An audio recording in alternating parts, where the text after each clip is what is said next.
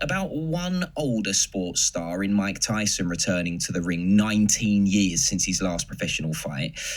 You'll hear from 5 Live Boxing's Steve Bunce in this hour on that fight with Jake Paul. There's lots of interest in it because it's Mike Tyson at the end of the day, even if it is so long after his last professional fight and he's fighting a YouTuber turned boxer. But we will talk to Steve Bunce about it. But before that, I want to talk about 2 other sports stars showing that age is just a number. We say it all the time, don't we? So today, 3-time Olympic skiing medalist Lindsey Vonn announced that she will return to the sport more than 5 years after her retirement. So the 40-year-old retired back in February 2019, but has announced her competitive comeback, having had successful knee surgery in April. And I'm sure Manchester United fans will remember their former striker, Diego Forlan, now at the age of 45. Well, he's made his professional tennis debut, so not just coming back, but switching sport. Well, let's speak to Vicky Begg, a sports psychology counsellor who spent many years training endurance athletes. Evening, Vicky. Good evening. Nice to have to be on the show. Yeah, brilliant to speak to you. Right then, so with both Lindsey Vonn and Diego Forlan, both in their 40s, which, you know, many people consider is young, but in professional sport, age is obviously a much bigger factor, isn't it? Yeah, I would say so. I think that, the difference between being 40 and an elite athlete and being 20 and an elite athlete is pretty significant. Well, in an interview with the BBC in July, Lindsey Vonn admitted that retirement was harder, this is a quote, harder than I expected it to be, and nothing can fill the hole of ski racing. So in your opinion, you know, how tough can it be for, you know, high achieving sports people who are used to, you know, a life that's 100 miles an hour, you know, sometimes maybe having thousands of people cheering their name? You know, how hard is it to adjust to life away from competition? Yeah, I mean, when I was first posed with the question of this evening's discussion, I sort of thought, you know, what's the motivation behind returning to sport? Both these athletes are clearly amazing athletes and have been amazing athletes, but it's a very different thing to return to sport because you're unfulfilled, as compared to returning to sport with a new goal. The unfulfillment factor can be a really difficult place to pick up from, because you're always fighting a kind of, call it losing or returning battle to something that you were before. Whereas picking up with a new goal, which might fill the space that Diego is entering, is a bit different because that's a whole different space and you've got a whole different benchmark and a whole different set of achievements to look forward to, I suppose.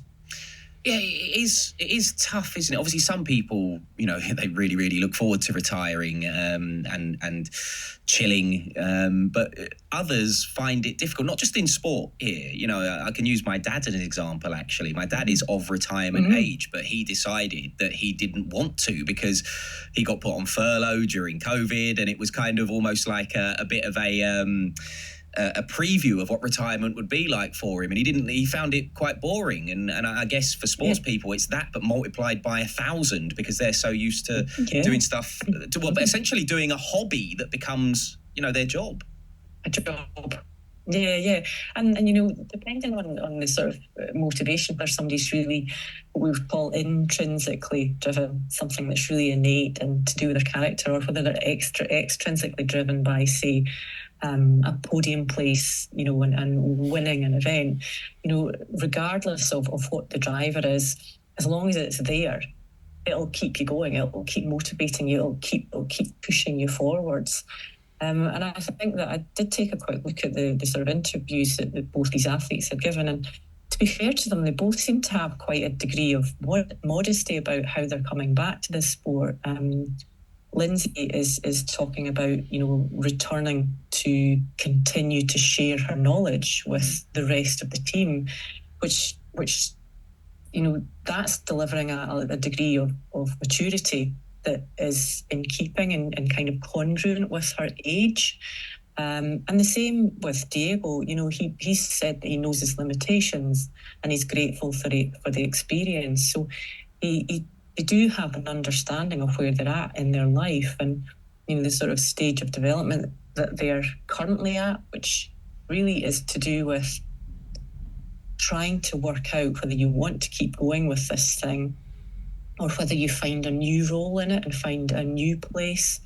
There's a kind of theory of human development that sits in this zone, which is, it's the psychologist world, and it's delivered by a chap called Erickson, and it's all to do with what you call a conflict between generativity and then stagnation. So you're in this point in your life where you think, am I going to keep going? Or am I going to become stagnant? And that might be something along the lines of what your dad's facing as well. And it tends to happen between the ages of about 40 and 65. So it's a big space. But it's that zone where you're kind of thinking, okay, am I going to settle down with my family and do a really good job for people and still contribute to society? Or am I going to be a failure and I'm just going to become a nothing? So there's a real conflict there, and I think that these athletes probably, without saying it out loud, are kind of in that place simply because of their age and what they've experienced maybe with injury and being a bit unfulfilled in their sport. Well, my dad is definitely not a professional or elite sports person, that's for sure. But there is something in, just before we let you go, one more. These two athletes that we're using as an example here, Lindsey Vonn and Diego Forlan, both at the top of their game when they were competing, and then now they've retired. And I guess it's like you've touched on already, it's slightly different for Diego because he's gone into a different sport. But is there something in, like, it's really difficult to adjust to, going from being one of the best to the likelihood is, and I don't want to write anyone off early, but the likelihood is, just because of the limitations of your body now, you're not going to be one of the best. Yeah, it's a really difficult space and place, and a lot of sports psychologists are working with the elite teams to prepare athletes for that stage in their, call it, career. Just in the same way that you might if you were in any other job, where you're thinking, well, how do I prepare myself for retirement, and what am I going to do to still be useful within this society? And that's it. You've still got a lot to contribute, and it does sound as though Lindsey is wanting to be very much part of the team in her retirement and her return from injury. And I would imagine that as part of her return from injury, she's really had to rely on others to help her through that. And she's probably built, a really strong and resilient sort of version of herself in this point in her life. And that might be like her star turn that she's got over and above the younger athletes. That might be the thing that gives her the place in the team that she's seeking, because she's able to provide that part of the team environment. Yeah, fascinating stuff. Well, Vicky, thank you very much for coming on and speaking to us. Take care.